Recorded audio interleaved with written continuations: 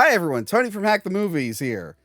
And I'm with Brian and Mike, which means we're talking about more Scooby-Doo stuff. No, not the good ones. We already did that. Today we're talking about the 3 made-for-TV live-action Scooby-Doo movies. We're going to figure out which one's the worst today on Hack the Movies.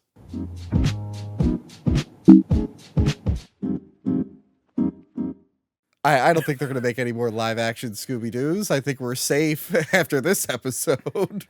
After this episode, I hope they make an entire new trilogy. Well, they couldn't even get an animated movie off the ground. Well, they released it and no one watched it. So, yes, I didn't realize they made so many of these until recently. No, I was super surprised. Like, you guys sent over the list, and I'm like, there's 3 of them? Like, I remember the Begins one, the Mystery Begins. Yeah. But, like, I was like, there's one that's just Daphne and Velma. Arguably overshadowed by, you know, the hit TV show Velma. Oh, yeah. Rest in peace, Velma. Yeah. Last time we did an episode together, it was about to come out.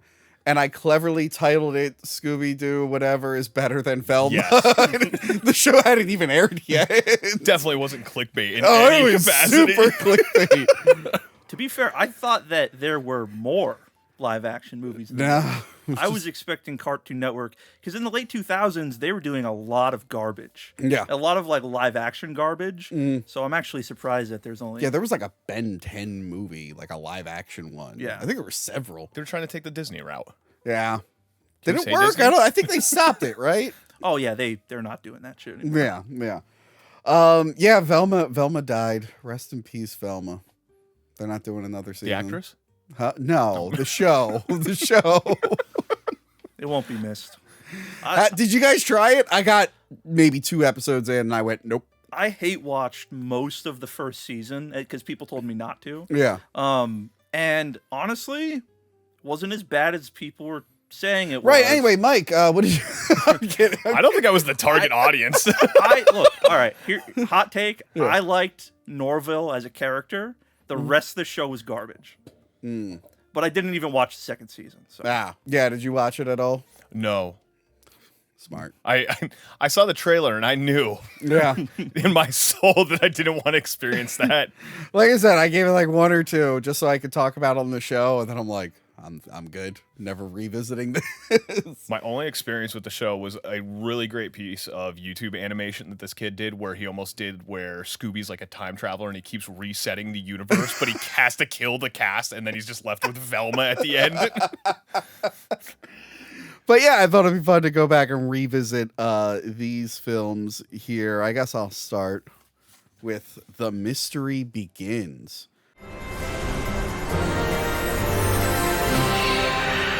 From the director of Beethoven and the Flintstones, learn who, what, where, when, and how HOWL of Mystery Inc.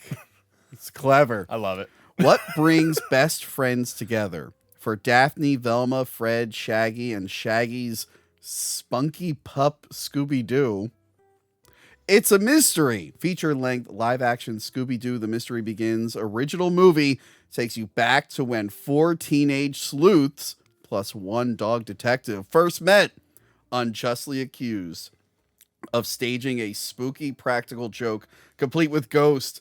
The kids are suspended from Coolsville High. They team to solve the supernatural mystery and head straight into nonstop laughs and adventure.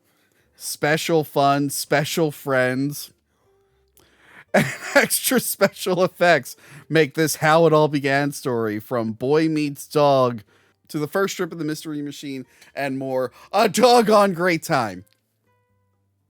It's a great description. It is.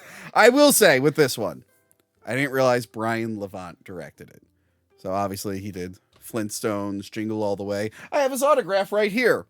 And I felt bad that I picked this episode and I'm titling it Worst Live Action Thing. And I have his autograph in every single episode. I mean, I don't know. By the way, I don't know him personally. He made a book about like toys and stuff. And Casey got it from me. And apparently he gives you an autograph when you buy it. it's kind of cool. Yeah. But yeah, so it's not as bad as I thought it would be. I was going in thinking like this is gonna be a shit show. This is gonna be straight up garbage. Thankfully, it wasn't the worst one. No. Or was it? I don't know. We gotta wait till the end. Oh, sorry. I'm not spoiling it I yet. don't know the format. But I mean, like, I know he's capable. He like directs it well, and like it's like okay. There are things that are out of his control. But I thought it was gonna be a miserable experience, and I thought it was just yeah. The cast for the most part is fine. I didn't expect to see Robbie Amell in this, the guy who plays Fred, who's gone on to be like a big star. Now, people said this was a prequel to the movies that we already reviewed, and I don't know. That's what I heard. I heard like a direct canonical. Like this is year one. This is year one. Apparently, Scooby-Doo. or it's a prequel to the cartoon. I don't know, but all I want to know is when did Velma go from Asian to white in this universe? Yeah, that's a good question. It's also a crime that if it is a prequel to the cartoon, that they retconned a pup named Scooby-Doo. So The pup named Scooby-Doo has to be canon. Unforgivable. Okay? It's an unforgivable offense. I don't know if I could comment on this. This is that thing we were talking about. 10 years later, they're gonna come back on this one and just be like, "Wait, this is what you talked about?"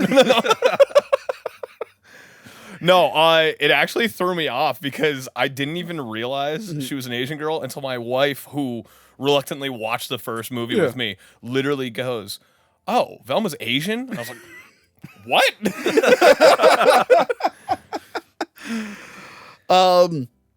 And well, yeah, I saw the reason they think it's tied to the main films is because in those films they revealed that Fred dyes his hair blonde and Robbie Amell has black hair and not blonde hair. I didn't realize. Do we skip ahead for that part? What? In the second, can we talk about the second movie really quick? What? No. In the other films that we already reviewed. Yes. Apparently, there's a scene where Fred admits that he dyes his hair. Oh, yes, there is. So Robbie there? Amell being dark-haired, it's not a continuity error. It fits in with that continuity of the film. So this is canon to those films. So I actually wonder on like a very weird level if they tried to make some lore in this next one that's like here's the moment it happened. Yeah, we'll talk about that in a bit, but it's like that's kind of interesting. I don't think I ever realized that. Well, I mean, I went on a deep dive last night. Yeah, I hope not. I was just like, are there any interesting facts? And I like came up with continuity. I'm like, yeah, sure, I'll look at some of this. I did read that film started as the sequel, the Scooby-Doo 3, and then eventually turned into... Because I think we talked about it. Even though 2 was really good, it just didn't perform the way they wanted it to, so they scrapped the plans for 3. I'm going to argue. I think this one was really good. I hate that I liked it as much as I did. Again, now I know who made it. I'm like, okay, I can see this being good. It's not terrible. I mean, all right, my problem with the cast, okay? Fred, good. Velma, I think is spot on, other than being Japanese. Daphne, really, really good. Shaggy is where this falls apart. My name's Norville, but most people call me Shaggy. Shaggy is the weakest link. I know he's doing the voice. He's the most like the cartoon, but it feels like just an impression and not really like acting. It feels bad. It feels bad. See, I felt like that when it first starts. Like when it first starts, I'm like, oh no, cringe. Like, and then as the movie went on, I kind of got lost in it. I started thinking of it though with the mindset of like, this kind of feels like a big, long, extended cartoon episode. Yeah. And that's where it kind of landed for me. And I think that's why I enjoyed it, because like I really love the cartoon. So maybe, I don't know, just the rest of the cast was okay for me. The Shaggy, and like unfortunately he's the one who gets like the most screen time and everything. So if you consider him the weakest link, that's kind of making it rough to get through this film. Yeah. But you know, at least they got Scooby-Doo in there looking great. How do you think he looked? That was another problem I had with this movie. Nope, 10 out of 10. Not only did Scooby look awful, it didn't even feel like he was there half the time. No. Like, there's no reason for Scooby to be in any part of this movie. Even when he is there, the tickling scene with Shaggy, this is where I was like still in that mindset of like, oh, this is not great. Where Shaggy's like tickling him and then he gets tickled. It just looks like the guy who's playing Shaggy just going, Like, Can we talk about that practical effect shot that they did where they just put the blanket Oh, over? yeah, they figured out a clever way around it. They put a blanket over it. It's clearly just a puppet underneath the blanket. It looks, compared to the CGI, it just looks so awful. Yeah. But you're right. Like, the CGI is real low level. Like, he doesn't look like he's actually connecting with the ground when he walks. You're right. I kind of forget that Scooby-Doo's even in it most of the time. yeah. Yeah, and speaking of effects, okay. So this does do a few things that the main movies did, where there are actual supernatural things. Yes. I feel like people forgot that original Scooby-Doo, it like wasn't supernatural. It was always people pretending, and then every Scooby-Doo after that has been supernatural. It's weird to bring that up because, like, over all three films, that's always in the back of my head because, again, loving the cartoon as much as I did. But as soon as the ghost came out of the ground, I'm like, oh, they're doing, like, real ghosts, like the movies. Yeah. Which I could see where it would be that third movie again. Yeah. But holy shit, did those ghosts look awful. Yes, Oh it's my literally God. just people on a green screen, and they... There's not many different angles, so they must have just got like different people. They're like, all right, you're next on the green screen. Go like this. Ah! I love when they're not talking, though. It's like, get out. And this is the actor just sitting there like, When they're flying around, oh God, it looks so bad. just warping it in post.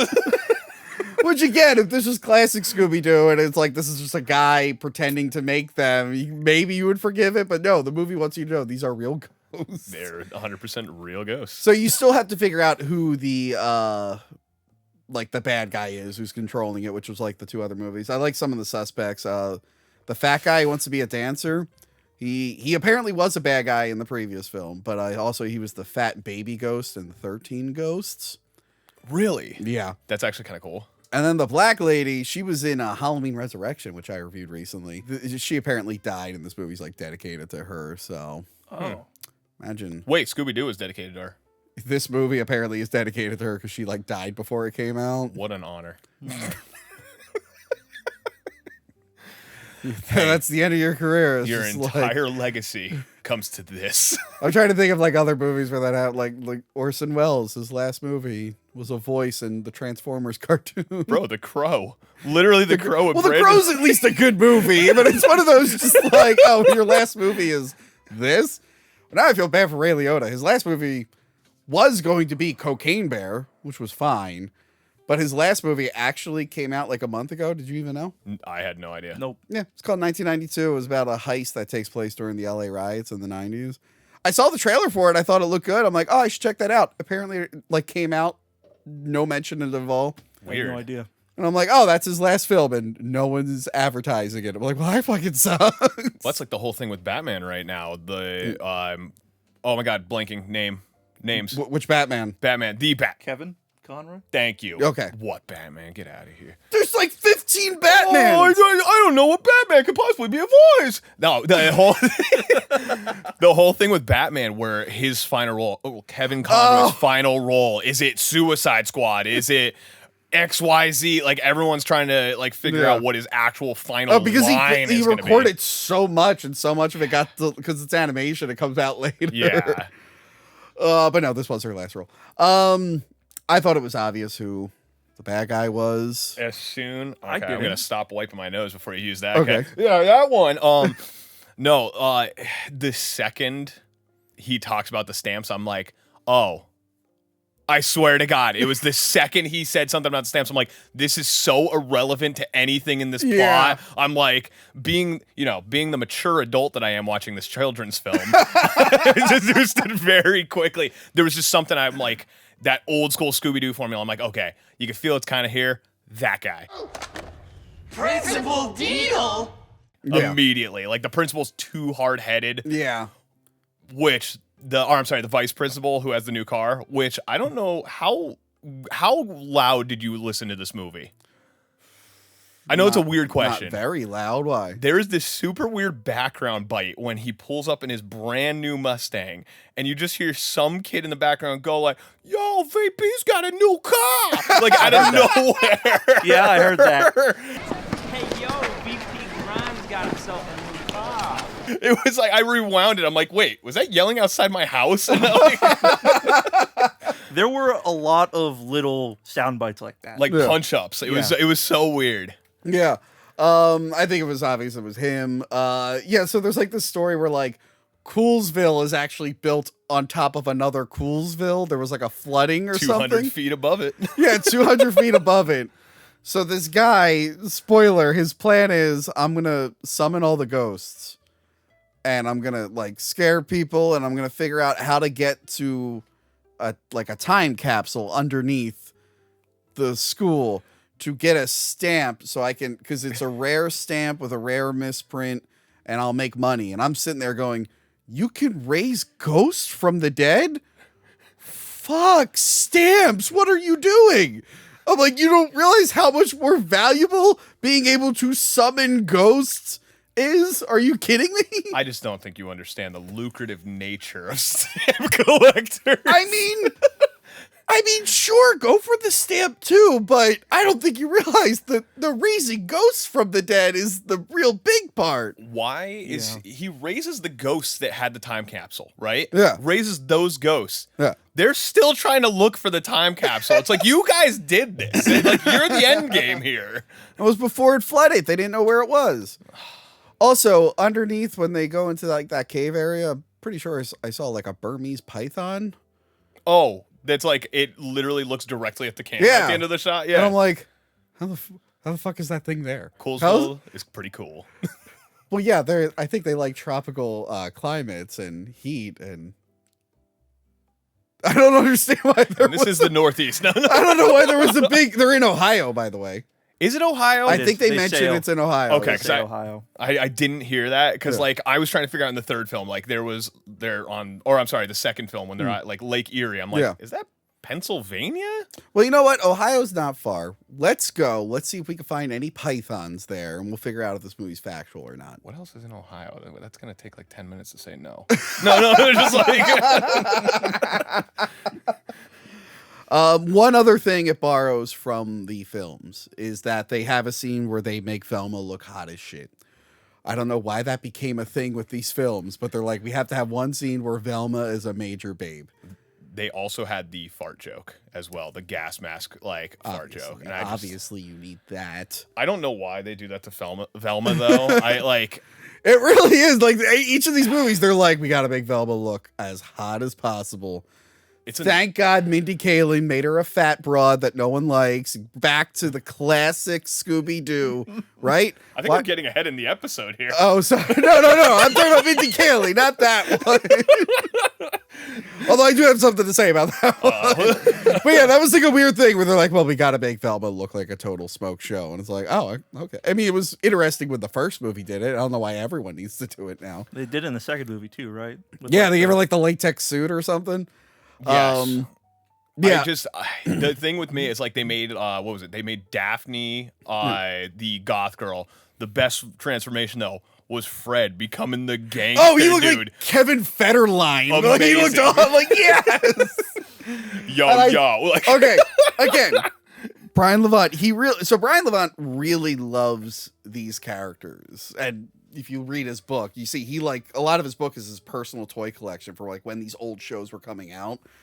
So like he really like gets it. But he also makes it. He also is good at like putting in some really good gags. So I like that when they're like, "Oh, let's all dress up. We'll be all wacky," and then just Shaggy and Scooby are in trash cans. Oh, yeah, that's kind of funny because you're expecting like, "Oh, what are they gonna wear?" It's like, "Oh, nothing." They just threw them in trash cans. But it makes sense because they're always like hiding in barrels and shit in the cartoon. it was like a small callback. Yeah. There were a lot of things in this that I was like, yeah, that looks like it's right out of the cartoon. Yeah. Like there's like one shot where Scooby catches like a Scooby snack in midair, and then the next shot is Shaggy catching it the exact same way with his mouth. Oh, so when it comes to origin stuff, because these prequels always have to like, oh, this is how this started. Shaggy made the Scooby snacks. He's the one who invented them. We now know that. The mystery machine is Daphne's van. I don't know if that was ever clear in the cartoon. I don't know, to be honest. Yeah, because like that actually is a fun misdirect. because her Yeah. family's like rich, and she says that she has a car. She'll get it when she was like 16 or whatever. And then like you're expecting this really nice car, and it's just this shitty van. Like that's what her dad's giving her. I love the little sideline in that too. It's like, yeah, this is the gardener's. He's getting a new van when I get 16 or when I become 16. I'm like, And then of course at the end they're like, oh yeah, it's like a mystery machine. they did a lot of that. Yeah, they did. Every time they would do that, I would turn to my wife and just go, oh, they said the thing. Although for this, it almost feels like parody when it's happening here. It's not. I'm not like cringing like I do in other stuff. Yeah. Like what did we do recently? Oh, the Hannibal Rising, the Hannibal Lecter prequel, where he grabs a samurai mask and it just happens to look like the anti-biting mask they put him in Silence of the Lambs. It's like, why'd you even bother with that? Yeah, it's cringy. Fucking stupid. Yeah. Or Mad Max. Did you see Mad Max Fury Road? Or no, Mad Max Furiosa. the Okay, I new was going one. to say, yes, I have seen Yeah. Fury Road. That was great. Well, you know, Fury Road, I mean, it was good, but I didn't know how that, the organic mechanic guy, I don't know how he got his job, but thankfully the Furiosa movie told me how he got his job. That's exactly what I was wondering the entire time. I know. 10 out of 10 movie. Yeah. That non-origin, Yeah. solid 5. They did that in the thing, and I was like, oh, okay. I'm like, I really didn't care. You could have just said he worked there his entire life. It's weird that you're saying that because I don't think anybody cared about Furiosa. I liked it. I thought it was fine, but like, I'm like a huge Mad Max guy, but even I like wasn't hyped for it. I saw it. I reviewed it on the wrap up. I haven't watched it since. I'm like, feels weird. I've watched like every other Mad Max movie like 1,500 times. Yeah, I've seen Fury Road a lot. Yeah. I just don't care to see Furiosa. Furiosa's on Max, and I'm like, yeah, I'll watch it again at some point. I'm like, Utter indifference. but yeah, for the most part, this works. Again, it's really just Shaggy that kind of kills it for me. Actually, Shaggy and Daphne, they ended up like not really being like actors. I think Daphne, the girl who plays Daphne, ended up like teaching acting classes. But Shaggy, I couldn't find anything on this guy. He just like disappeared. Interesting. Maybe he does like theater or something. But I'm like, wow, you went all in on this guy. And then he's just not doing anything. Meanwhile, Robbie Amell like blew up. And I think the girl who plays Velma is like a singer or something. Yeah, she's a singer. Yeah. She was in like a Disney Channel movie that got really popular. Yeah, they all seem like they were like child stars, and this was like their almost to the mainstream. But yeah, It's unfortunately for like anybody who plays like Shaggy, I imagine that's probably like a pigeonhole role. Like Yeah. you're just kind of like the stoner. luckily Matthew Lillard did a lot before Shaggy. He did, ironically, 13 Ghosts. Yeah. By the time he was Shaggy, he was not going to be stereotyped. Other than he's Matthew Lillard, everyone wants him to have a wacky voice, but it doesn't have to be the Shaggy voice. Yeah. Yeah. Any last words on The Mystery Begins? No, I mean it was all right. It was watchable, you know, for a late 2000s Cartoon Network direct-to-video movie. Yeah. I'll say, despite what the title of this video is, I recommend it. I actually like this one. I had a weirdly fun time with this one. I went in wanting to hate it, and I had fun with it. If I had watched these, by the way, if I had watched these earlier and saw Brian Levant's name, I probably would have canceled the episode. I would have been like, it's just not going to be that interesting. But now I'm actually glad I actually watched it. I'm glad. I do think we have a lot to talk about, though. You better read it in the voice. I'm not reading it in the voice. No, read it in the voice. Read it in the I voice. can't. I physically can't do voices, especially not under pressure. Ruh-roh, they're in too deep and way over their heads. Backed by popular demand. I thought this one was cringy. The stars of Scooby-Doo The Mystery Begins returned for another fun-filled movie that combines great live action and effects with the coolest supernatural detectives ever. I think that's debatable. School's out and good times are in as Daphne, Velma, Fred, Shaggy, and everyone's favorite four-footed... Did I read that wrong? I did. And everyone's four-footed favorite head for...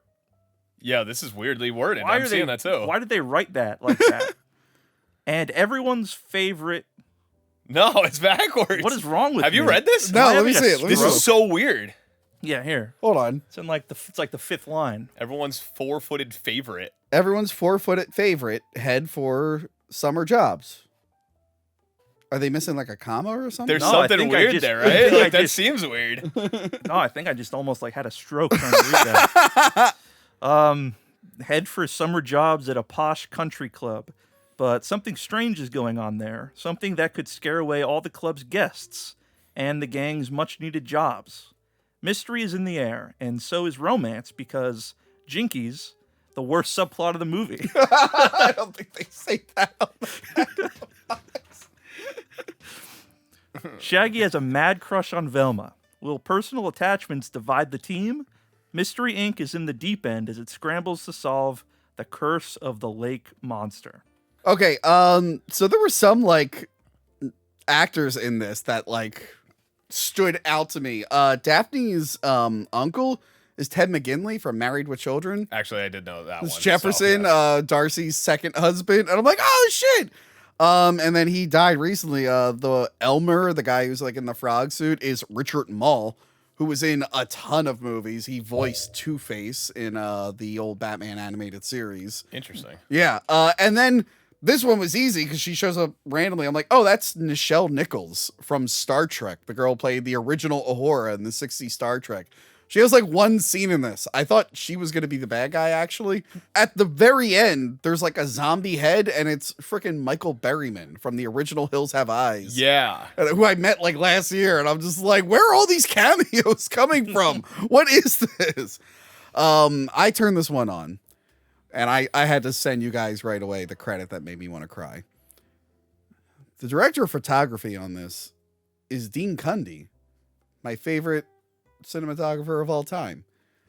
Jurassic Park, Halloween, Back to the Future. He did so many of these big A-list movies with like the biggest directors ever. And I don't know what happened in like the 2000s, but suddenly he started doing like Adam Sandler's Jack and Jill, and then Scooby-Doo, Curse of the Lake Monster. What happened to Dean Cundy? Why doesn't he film real movies anymore? Can someone tell me? That's a weird transition. Like, okay, I could see this as like a one-off. Like, you know what? Kids need new clothes for high school or something like that. But Jack and Jill? Yeah. I mean, at least that was the theatrical movie. I don't know what happened with Dean Cundy. I'm like, he was so talented. He's like one of the greatest of all time. Like, how do all these other like older cinematographers still do these A-list movies? What exactly happened with Dean Cundy? He must have pissed off the union, honestly. Maybe, I don't know, because I love the way he shot things. Like, even if it's like not that good of a movie, his cinematography is great. Like he was cinematographer on like Hook. Well, yeah, you were texting the entire time you were watching this saying how great every single shot was. No, because it's okay. There is a scene of the movie where a CGI frog monster is chasing Shaggy and Fred on a four-wheeler at night, and the whole time I'm watching it, I'm just like, this guy shot the T-Rex chase in Jurassic Park. And I'm just like, both of those scenes are playing in my head. I'm like, how did we get here? What happened here? And it's not even like it's bad. It looks fine for TV. Like, everything in this looks fine. Film, like, green screens wonky, special effects wonky. Oh, yeah. But like, the way it's shot is like totally fine. But I'm like, but he shouldn't have to be doing this. Why is he doing this? I don't understand. Clearly, we know what his favorite film that he's ever done was. What? Curse of the Lake Monster. Anyway. This is who you idolize. I've already heard some comments you made. I thought this one was fine. What exactly about it do you guys not like? All right. Well, I'll start. There was barely a plot. I feel like the plot of this movie was like half, let's recycle something from an old Scooby-Doo episode, and then half, Shaggy's in love with Velma. Oh, and Daphne and Fred are dating, but they're not actually. I was relating a lot to Fred. I was like, oh yeah, when I was younger, I would get into situations like this where I'm like, we're just hanging out, but the girl thought I was their boyfriend. I'm like, oh wow, I didn't think a Scooby-Doo movie for kids would be super relatable to me. But this one is super relatable to me. But yeah, they up the romance in both of these for some reason. The romance didn't stop in this one. This is the one I can go off on. Like, you want a full episode? It's just on this movie's romance Go ahead, subplot. rip away. I swear to God, the whole time, every other line for I think I clocked in it at almost 45 minutes into the film before he did it was, well, there's like, this guy that's in love with maybe a girl and blah, blah, blah. It's like, dude, no one actually cares. I will say, when he, like you were talking about the green screen, like when he fell in love, that green screen shot, like if you post cut in footage or whatever for it, or just going back, that green screen shot is so bad. Like, I'm talking so bad. Worse than like stuff that I did year one with a green screen. Like, it's bad. Oh, but that romance subplot and then them trying to relate to each other, like, it was exhausting. Did you like the singing that the guy did? Honeymoon, honeymoon, honeymoon. Keep the shining in June. Keep the shining in June. No. Oh yeah, You didn't like the long, exaggerated song? there's like multiple. Yeah, and then it numbers. turns into like a disco one, and then like a hip hop one. Yeah. No spoilers. I didn't finish. You didn't even finish it? No, I did. Okay. No, it's bad. I mean, I'm looking at the special features on the back of this, and it says Scooby-Doo rock, rap, and roller skates. Insiders look at the making of a music video. I mean, if I wanted to torture myself, I would. I mean, it's whatever. I mean, like, so like the reason they're at this country club is because they burnt down a barn during like another mystery. So they have started Mystery Inc., but they got in financial trouble. I actually do like how the movie begins with them about to reveal the bad guy, and then it rewinds. I'm like, I don't think they usually do that in Scooby-Doo, so that was new. Which was a little bit weird because it kind of gave away who it was, because it's just like, wait, where is? Oh, I get it. Yeah, I wasn't paying that much attention to it, but yeah, now that you say it, I'm like, hey, I guess that does give See, it I away. like the first one too much, so when that first shot started up, I was like, all right, wait. Yeah. Oh. So Daphne's at her rich uncle's. They get jobs, but suddenly frog monsters show up and scare everyone away and start messing up the whole country club. So now it's a mystery. Who is summoning the frog monsters? We hear a legend about an old witch that didn't want settlers on her land, and they didn't listen to her. But yeah, we get some red herrings here What and was there. the name? It was like Hold on. Gromthold or something like that. Hold Something on. stupid. Was it Wanda Grubworth? Grubworth, and then if you do it backwards, it was like the name. Like, that was where they did the red herring thing, right? Is they had the name of the store backwards from Grubworth, and like. But then they changed the font in a way that isn't realistic. I thought it was kind of cool. I liked that they did I'm it like, that yeah, way. that's not how that works. I will say, when it comes to feeling like an old Scooby-Doo, like, there were some decent red herring. I was genuine, like, where the last one, I'm like, oh, it's you. Yeah. For this one, I wasn't paying attention to that first scene too well. But for this one, I'm like, could it be him? Could it be her? When Nichelle Nichols only had one scene, I was like, well, obviously it's her. And then the reveal kind of screws with you. I did love the fact that they did a classic door scene with the monster, Yes. where they're like in and out, they're like running away from each other, running towards each other. That's one thing I forgot to mention about Mystery Begins. The ending, it feels like the opening of the original show. They recreated some moments, but just with a terrible song over top of it. But you're right. Yeah, they do like the whole running out of the doors. That was fun. Hold on. Yeah. What's New Scooby-Doo is a classic. No, you want to hear the Scooby-Doo? No. Are you talking? I that song is amazing. I'll give you that. Okay. What's New Scooby-Doo is a banger. He made me blast it here on the way. The pup named Scooby-Doo theme song's pretty good too. Yeah, of course. That one's pretty good. The best series. Why wouldn't it have the best song? Am I missing something? Is a pup named Scooby-Doo like universally hated? No, I don't think so. I just think it's Okay. really. People just kind of find him annoying. I need to watch the Scooby-Doo from I guess around the time these were coming out, the animated one. They dropped some like pretty deep reference. There's like a whole Twin Peaks sequence in one of the episodes, and I'm like, I gotta actually sit and watch this just for the weird references they put in for adults. Scooby and Shaggy visit the Black Lodge. Literally, Like, it's in the Black Lodge. They're literally in the Black Lodge. I think there's like a Hellraiser one where they find a box and it's like implied that it's not really, but it's implied that it's been in. I don't know. I just kept seeing weird people were sharing just weird references they were putting in this kid show, but only like fucking older nerds would know what any of it is. Yeah. I need to watch this. Yeah, I I didn't didn't realize watch it it was until- like that. That's so cool. And I think I know someone who actually worked on it who said it was like great. So yeah, I gotta check that one out. Yeah, the mystery at the end when it gets revealed, it's like, oh, This was my biggest issue. yeah. It wasn't a whodunit. It Yeah. was quite literally you were already sorry about that. Like literally you were told the story and you just kind of had to figure out not who done it, but who was possessed to do it. Yes. And again, if you watch that opening scene and you're like me and you're like, wait, that person's missing immediately, you kind of already know what's about to happen. Yeah. I did love though when they're doing that final chase, like minus the door scene and everything. The planes, the model planes that are actually loaded and like attacking them, like I was like, these are amazing.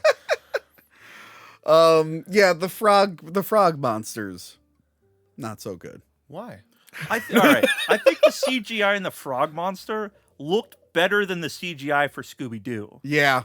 Yeah. Yeah. They came up with different reasons for Scooby-Doo to dress like a person in this one, I noticed. Oh God, can we go back to the first one really quick? Yeah. When he walks on the bus, I laughed my Yeah. ass off. and it's clearly just a dude with Scooby-Doo's face. I laughed so hard when he just said going to like, I was like, oh my God. Actually, speaking of effects in the first one, the one thing that kind of creeped me out in The Mystery Begins is when the football mannequins came to life. They were kind of creepy. I thought they were sick. Yeah, they reminded me of the statues in Wishmaster or something, like when they just come to life. yeah. And it was a simple effect. It was just a blank face. It's clearly just a dude in a suit, but I don't know, just like disturbed me. Yeah, the one frog monster looks okay in this, and then she makes more, and they start to look worse and worse. But you're They did them practically as well. Don't Yes. forget the practical. Oh yeah, frog Richard. frog Well, where's the monster. practice? Actually, that was okay. Credit to the cinematography. And whatnot. There actually was a creepy scene. So creepy, I'm knocking stuff over. Where it's, I think it's Shaggy and Velma. They're on the beach or they're walking. There's like a lightning flash, and like the frog monster, it's him in the suit just standing there, and Yeah. it just disappears. I'm like, that was actually creepy. I wasn't expecting that. Nothing else in this movie is creepy. So when you texted about them running along the beach, and Yeah. I literally saw, because I watched most of them before Yeah. this, so I kept them fresh. Yeah. When he starts running in the practical scene, I'm like, this looks good? Question mark. I didn't know what you were talking about. Yeah. And then I saw the later scene. I was like, oh, this is why Tony idolizes him. Clearly his best work. Yeah. Just again, think of the T-Rex scene in Jurassic Park, and then think of the frog monster in this. It's like, you gotta be kidding me. His most prized willed item is going to be the raw reels from this film.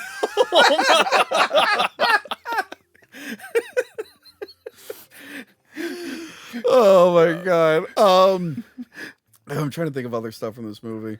Oh yeah, then like Scooby's like weirdly jealous that Shaggy wants to be with Velma, and it's like, you're his dog though. You're always gonna be around. You're not like a human friend who he can ditch. He has to be around you all the time. Didn't they do that in the first live-action Scooby-Doo when he was in love with like the blonde girl? Oh, I guess they're recycling Oh, that yeah. too. Yeah, yeah. I don't know. This movie was kind of interesting in the fact that it showed that both Shaggy and Scooby have supernatural powers in and of themselves. Yeah. Shaggy materializes sand in the beginning out of his shoe. He's like, does a dance number, and then all of a sudden it's like, oh, sand out of his shoe. And it's like, yeah, it's kind of a little throwaway gag, but they don't really do those types of gags Yeah. now.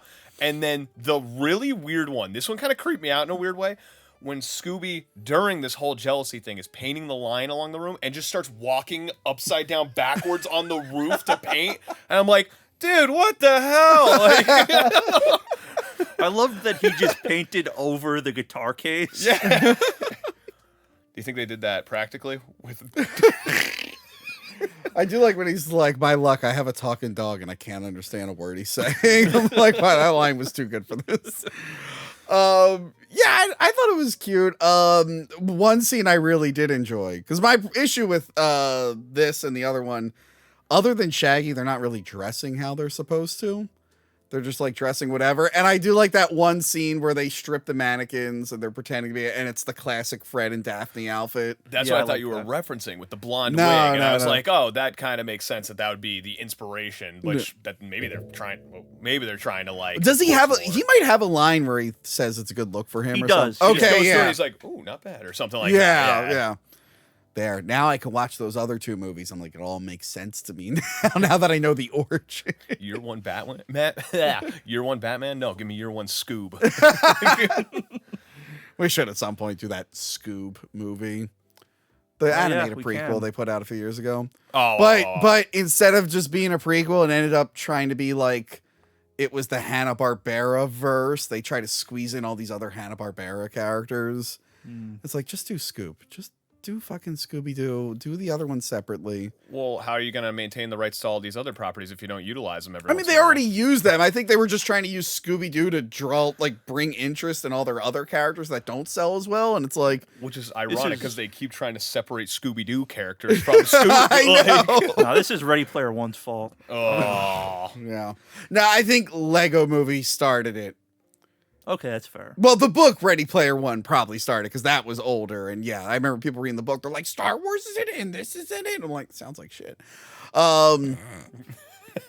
You're not wrong. I don't know. I liked the book. I thought the book was fine. The book's fine, but I guess. But then you see the movie and it's like, you could be any character as long as Warner Brothers owns or is associated with it. It's like, can I be Darth Vader? And they're like, sure, not on screen. We don't have that one. You can be Batman. We could be 5 different Batmans. But yeah, I guess the big twist is you're right. There is really no bad. The bad guy is the evil witch, but she possesses Velma Yeah. through like a rock. So it's, but you don't know you're supposed to be looking for who she possessed. I just remembered something too. How the hell does Velma know the dance number? Because that was an imagination of Shaggy. So when he starts singing the dance number that eventually brings her back, how the hell does she know to sing that? That spooning in the moonlight or whatever the hell it was? I don't think it was called spooning. No, but might he's, have been. he It was said like the something silver about it. moon or something. No, he said about spooning under the moon or something. I don't know. Listen, I heard wasn't those watching. words. I heard those words as well, yeah. I think I did hear spoon. I just don't think the song. Well, no, she mentions the song. He's singing the song. You're right. She doesn't know the dance routine, but she knows the song, I think. It was such a weird moment because it was almost supposed to be like, yeah, they danced before. Like, you remember that scene where they danced and it was totally not You're real? right. You're right. He might have been like singing the song, but the dance was imaginary. Yeah. So yeah, I that got- was so weird. weird. And then he picks like a weird time to tell her he likes her, and even she's just like, "We're in the middle of something, right?" Yeah, they're in the middle of that. They're not under the moon spooning. And then they stop the investigation Yeah. to go on a date. So Just in the Scooby, middle. so Scooby can dress like a waiter. I think they do have Velma lose her glasses at some point, so she doesn't know it's Scooby, and it's like you don't hear no human sounds like that, you idiot. That's clearly Scooby. The Scooby as a waiter gag was pretty funny. The most frustrating blue ball between those two is like when she loses her like glasses and goes, "Oh, my glasses," and then you say, "I can't see without my glasses." Yeah. And they never say it. They're just like, "Oh, my glasses." I'm like, "What do you lose the rights to the line?" Like, come on. That's like all the new Spider-Man movies where they dance around the great power. Comes great responsibility. It's like, just fucking say the line. Just say the line. We know the line. With great spiders becomes great man. What? What was it? The Andrew Garfield one. Martin Sheen's like, when there's power, blah, blah, blah, and responsibility. It's like, just say the fucking line. We know the line. Why can't they say that? I think they're just being fun. That's not fun. I think maybe because Avengers was doing, like, no one said Avengers Assemble until, like, the 4th one. They kept teasing it, but, yeah. Just say I can't see without my glasses. That's literally, it bothered me that it happened multiple times without it. And that is a line she says. This isn't like a Beam Me Up Scotty situation where they've never actually said that in Star Trek. Well, so in almost every like animated show, they gets the glasses and I come, "Oh, my glasses! I can't see without my glasses." And this is, "Oh, my glasses! Yeah? Come on!" No. And they're not even Yeah. doing like cute prequel shit. They're just not doing it. It's not like Casino Royale when they're like, "How would you like your drink?" And he's like, "Oh, I don't give a damn," because you're expecting him to say "shaken, not stirred." You're like, "Okay, that's fun. That's fun." But yeah, for the most part, I thought it was fine. It feels the most like the old cartoon until the reveal, I think. Because they're not in school. They're going somewhere and they're trying to figure out a mystery. I don't know. Are you sure you didn't watch Mystery Begins first and were confusing the two? I feel like if Brian Levant got a third chance, he would have really nailed it. That would have been the one. I do feel like they're like forced to use stuff that works from the other movies. Like even the animated movies where it's all supernatural. It's like, can we just, well, I guess without skipping ahead, we do get a non-supernatural one soon. But it's like, can we just get like a normal one that kind of feels like the show? Do we have to force in real supernatural stuff all the time? Yeah. That was my main problem with this one. Like I said, it does feel like they took what could have been a plot in an old Scooby-Doo episode, obviously with supernatural elements, but then they just padded the runtime with this nonsense romantic plot. Yeah. That It was so bad. It was funny. I was more invested in Daphne and Fred's failing relationship Yes. than I was the budding relationship between Velma and Shaggy. yeah, there was just no reason for it. Also, I guess it's like as a kid, like I assumed Daphne and Fred were getting it on. That's why it works though. Yeah. Because like even growing up, you're like, oh yeah, they're something. Yeah. Shaggy and Velma, I was like, no, No. they're not a thing. Velma doesn't like boys. And they Well, now she doesn't. yeah, Hey, she liked Seth Green. Yeah, in the movies. No.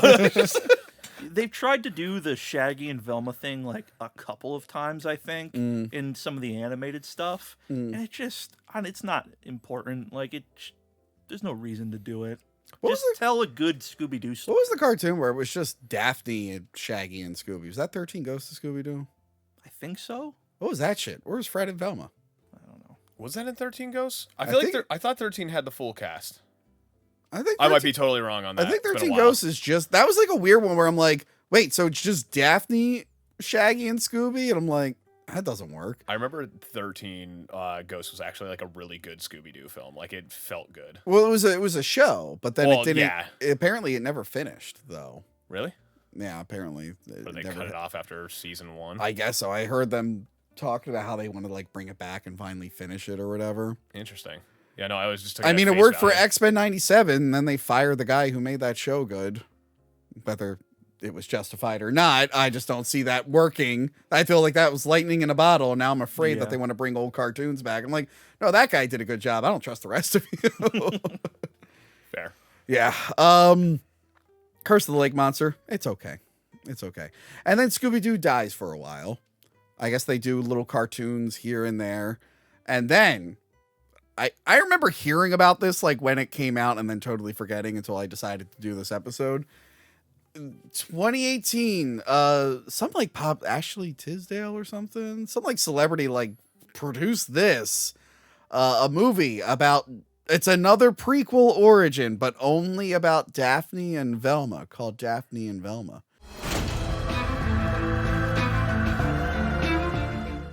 Mike, can you read the back? No, I can't read, Tony. Thanks for bringing it up mid-episode. Give me a second. I'm taking a drink.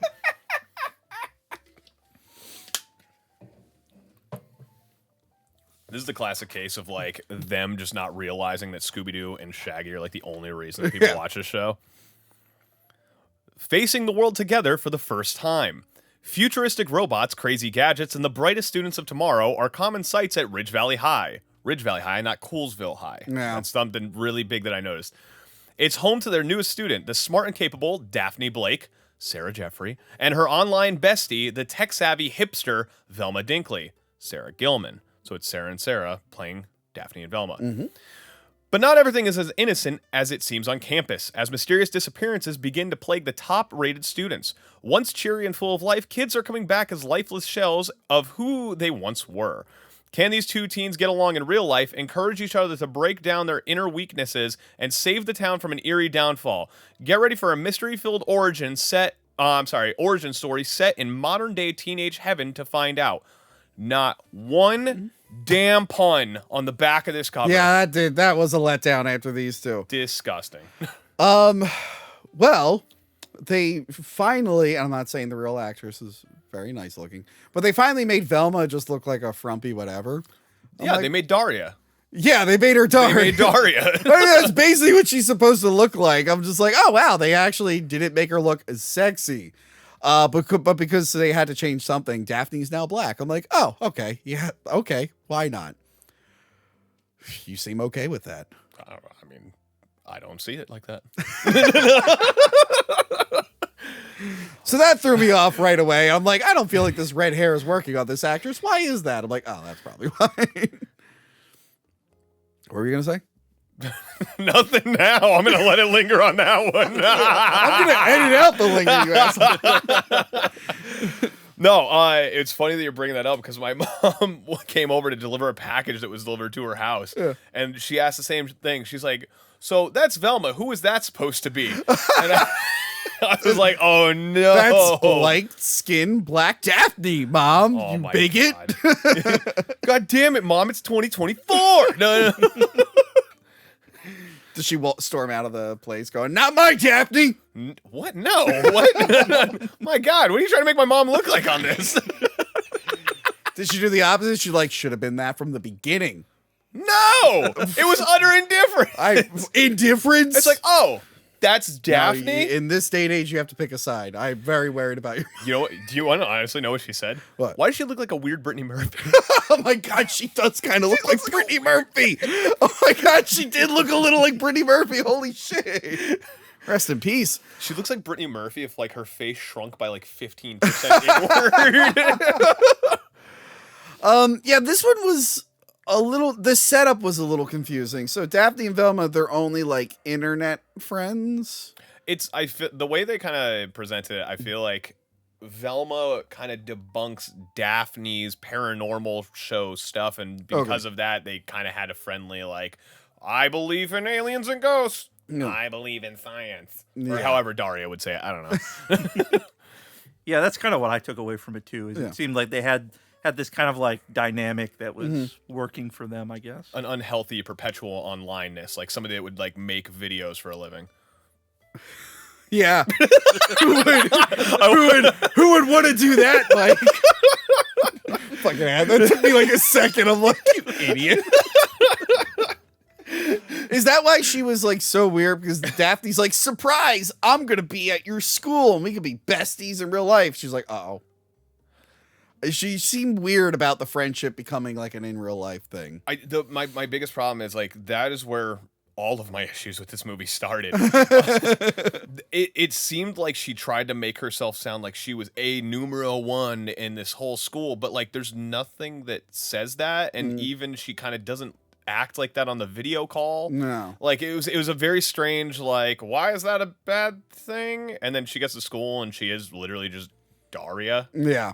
And then Daphne, you guys are missing like a big part of this. I didn't watch the uncut Australian obscure bootleg or whatever. My bad. Sorry, what are we missing? I'm the only one that does research, apparently. Uh-oh. No, like the whole point, the whole reason that she was, spoilers, the whole reason that she was acting like that was because she knew that the top students were being taken. Oh, right. And so she purposely made herself I thought she was unlikable. just shy. I guess I did miss You that paid detail. attention to this? Yeah, I liked the movie. Well, you really like this one. Damn. I thought it was good. It was the non-paranormal elements. I like that. That is something I appreciate it, finally, I out did of like these live that. action ones. I don't know. I think It was still ridiculous what they landed on. I don't see. Here's the thing. I don't see it as like a Scooby-Doo movie at all. Like these characters might as well not be Daphne and Velma. That's you. the problem. Oh, Yeah. That's the problem, though. It's like, Yeah, But that like, doesn't but why bother not me. just make this something else then? this seems like a Disney mystery movie. And that's Yeah. how I could describe it. Is like, if this was just like, hey, Disney Channel original movie, tech high haunting, and you're Yeah. like, oh, not Scoob. Yeah, and my biggest issue was like Daphne's dad was creepy. That whole subplot, him being a helicopter parent, Yeah, that was weird. who's like doing everything for her because he apparently like lost her once. Yeah, as a I'm kid or glad you guys grew up with fathers. Having been fatherless, I would have appreciated it. You would appreciate it. Your dad pretending you have a magic science closet, but it was just him picking your outfit. Yes! You should see the Father's Day picture they have together. It's You know what I do like? Hold on, the closet thing did lead to a good gag where she's like, I'm gonna pick my own clothes, and then she goes to school and they're like, oh, plum and what was it, green and plum, that's a brave yes. choice. I'm like, oh, because she's wearing the traditional Daphne stuff. Oh, that was pretty funny. But no, the dad subplot creeped me out. And then like you think there is this supernatural thing tied to the overall mystery, but then it's just the dad spying on them again. And I'm like, I don't like this. This is creepy. What Yeah. made it weird for me is the fact that you see the shadow before he injures his leg. Yeah. And he talks about how he wears that robe.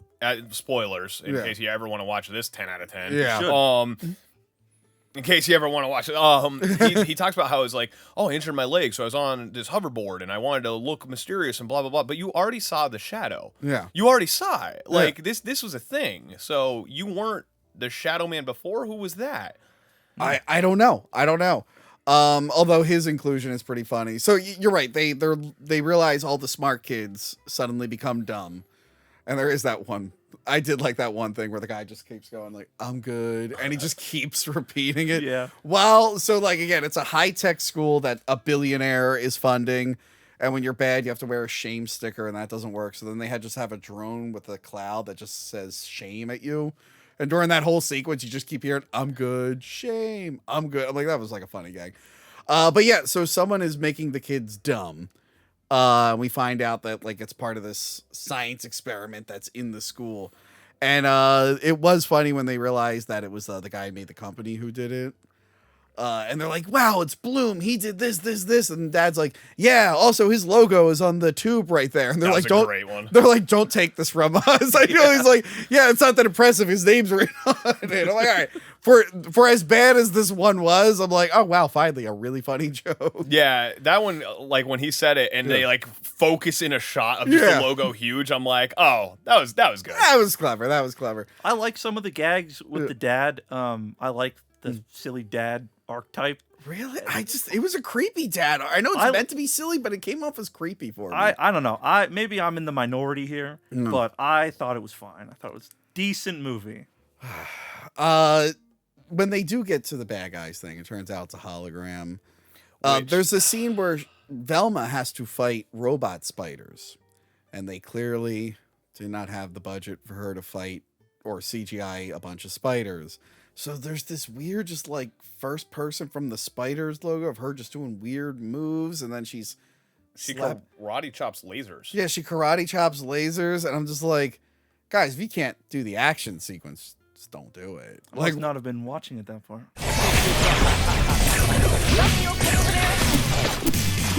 Yo, it was bad. And then she's like, I might have to fight more spiders. Like, were you fighting? It just looked like they were filming you and you were going like this. Yeah, it was super strange. That was bizarre. The hologram portion, I will say, you kind of can see that portion coming. It's the actual whodunit like twist that was kind of cool on it, because like it's obvious, but like they set up enough people, like the janitor lady who always gets her brooms, or I'm sorry, her mop snapped. You've got like there's like quite a few people in this one, but like when you first see the guy and it's like this tech CEO, it reminded me a lot of that movie Her. That was like back in the day.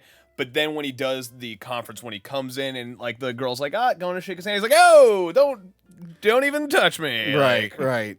And it turns out it's like a friend of theirs, like one of the students it's Carol. Yes, who made this program because she made a bunch of science stuff, but no one would want a teenage girl to make a company.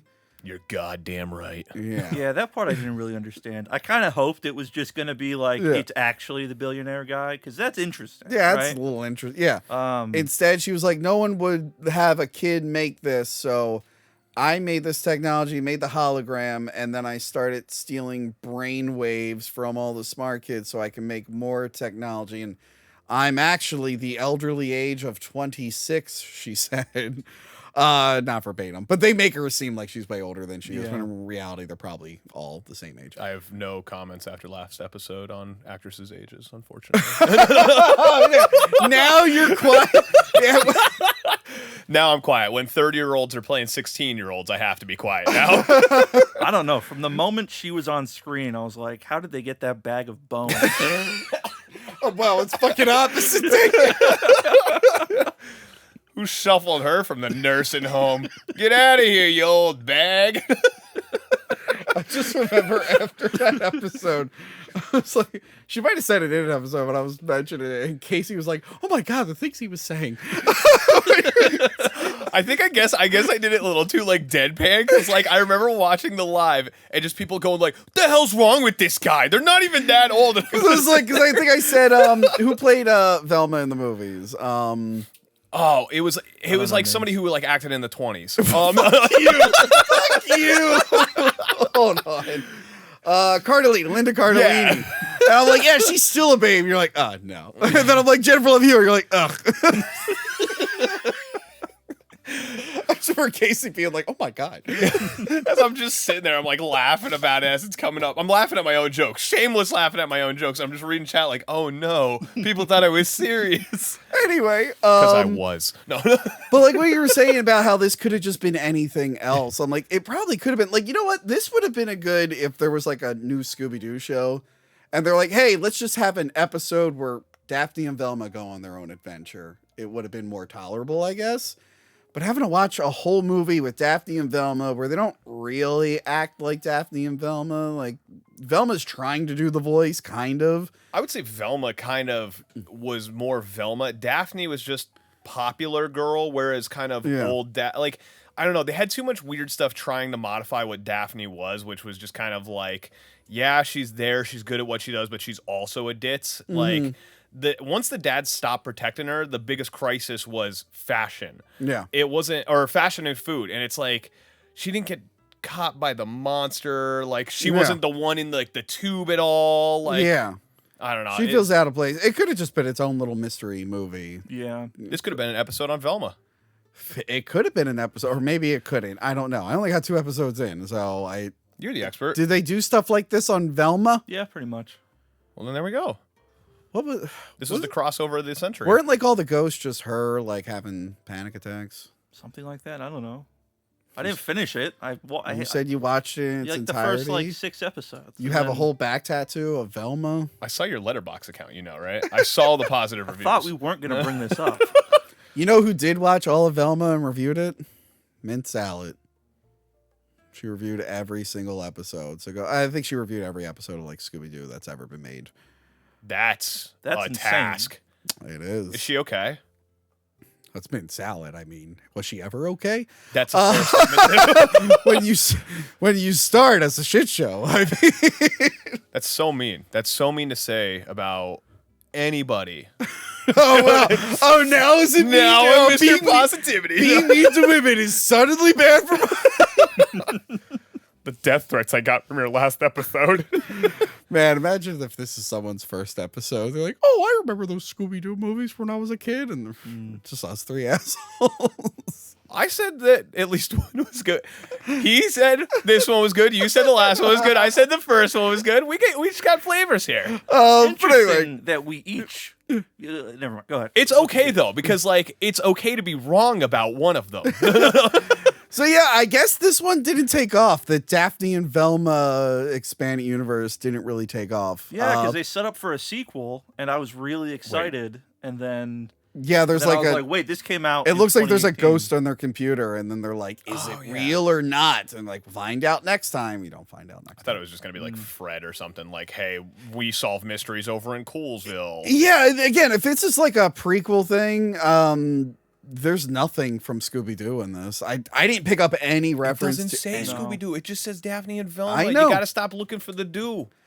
I know, but there's like no reference to anything outside of this. So it's just like, oh, and that makes it feel even like worse. Like, is this in the same universe? What's going on here? Yeah. This also came out when a lot of people were making movies about like apps, like smartphone apps. Yeah, this is 2018. This is Yeah. like after that, what's it called? I think 2015 had that Terminator Genesis where they're like, instead of Skynet, it's going to be a iOS or an operating system on your phone's going to take over. And it's like, okay.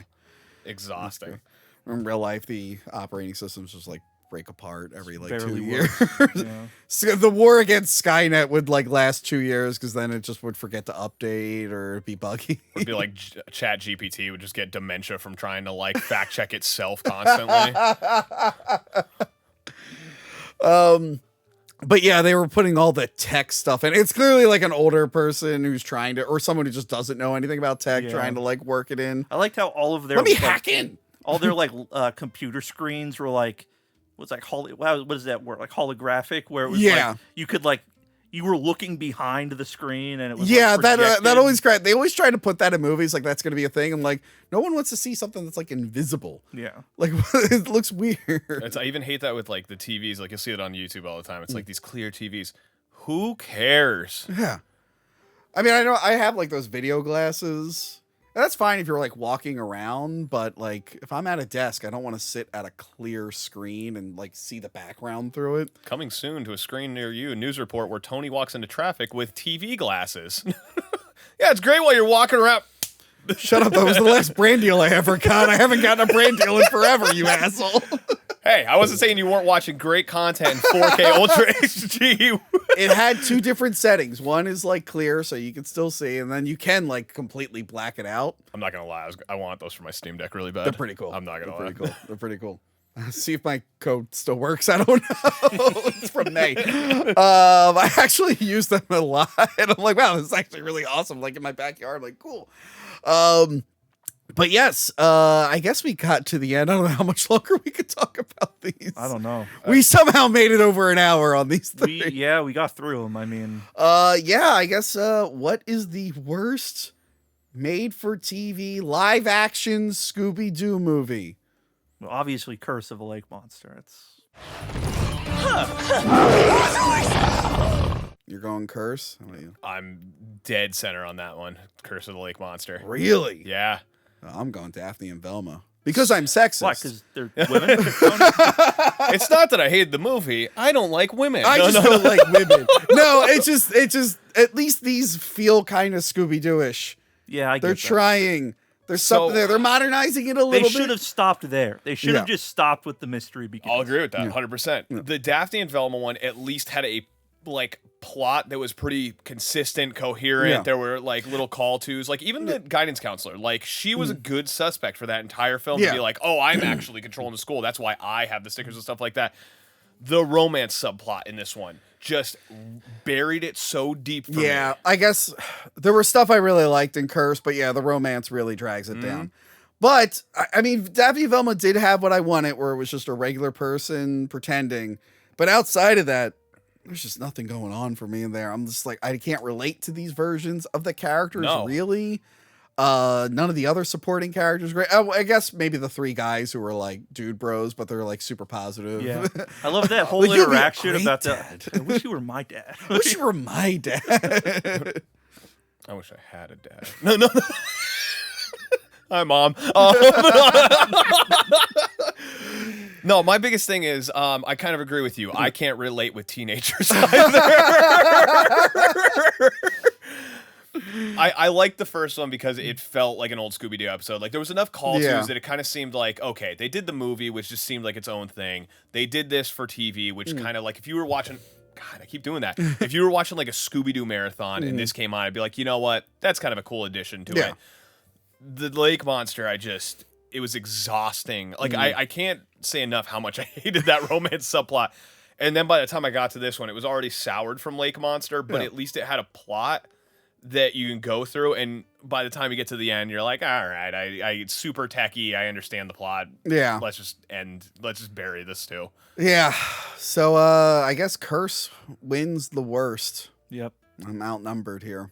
And I think we all agree Mystery Begins is probably the best. Yeah, it's amazing. I had such a fun time. I don't understand what's wrong with you guys. You thought you were going to love all three of these when No, I initially I pitched. thought no. Because I'm like, yeah, what's the worst? And you're like, I don't understand. These are all collected. I'm like, I okay, forgot what's about the that. least best? Yeah. Yeah, least best. And by that I mean the absolute worst dog shit. But yeah, that is it for the episode. Now, before we go, Mike, any other elderly women who aren't actually that old you want to make fun of? Yeah. Did you see who's- Pamela Anderson was walking around without makeup recently? You want to comment on that? No, I'd rather comment on the woman that they got. That had to be like 45 in the new Beetlejuice movie. She played the daughter. Jenna Ortega. Yeah, that one. Jenna Ortega. I don't know what's going on there. She's supposed to be older than Winona Ryder or younger? I don't understand. Very confusing movie. Where can we find you, Mike? At Unmarketable on YouTube. Okay. What do you got going on over there recently? Well, good. I'm sure you have a rich back catalog people can watch. Absolutely. And you also, Mike starred in our Die Hard, but it's a Christmas movie, short from a few years ago. That was so much fun. That was a good time. I was so cold. It was. You know, I got frostbite on my nipples from that. What? No, I'm just kidding. Oh, I was gonna say, I'm like, I feel This like is you why people hated me. It's too deadpan. So believable. And Brian, I'm sure you got nothing going on. No, I'm kidding. Wow. Your channel's been doing well lately. What have you been doing over there? Just talking about video games. Lame. Okay. Yeah. No, I know they're for kids, but So you do children's entertainment. Now, what are these videos about on your channel that are doing well? about video games. Okay. Well, Look, I can't sell myself. I like that your channel is doing well and you have a chance to promote it, and you're just like, it's about video games. No, I just specifically give us an example of a video and what it was about. Yeah, okay. So I make videos kind of breaking down video games and giving a little bit of insight on them. I want to focus more on like documentary kind of stuff, so less review, more informational. Okay. I'm working on a video right now that will probably be out by the time this comes out about the 2003 Rockstar classic Manhunt. Ooh. So that's Manhunt's awesome. Yeah, it's a good game, and yeah. So you can find me at Brian_David on YouTube. Check that out. And yeah, please like, share, and subscribe here. Sign up for Patreon. I went to Patreon's New York offices and they gave me like a little paper on what I should be doing better. And it said marketing was one of them. Oh, which is funny for because you I specifically, huh? Like for this was Yeah, for like my thing specifically, which is funny because I've gotten like complaints from like people who watch that I shill too much. And I'm like, well, this is saying I'm not shilling enough. Patreon.com/hackthemovies. Please check it out. I'm also on Cameo. Book me on Cameo. You guys can book me on Cameo. No, I'm okay. You don't want to give me money to say something specific? Do you No. do ASMR? I mean, if you book me on Cameo, I will. I'm not going to. No. But yes, do all that. And yeah, we'll see you next time. Let us know what you think is the worst Scooby-Doo live action movie. Goodbye. Remember to like, comment, and subscribe. Check out our other videos and Patreon page.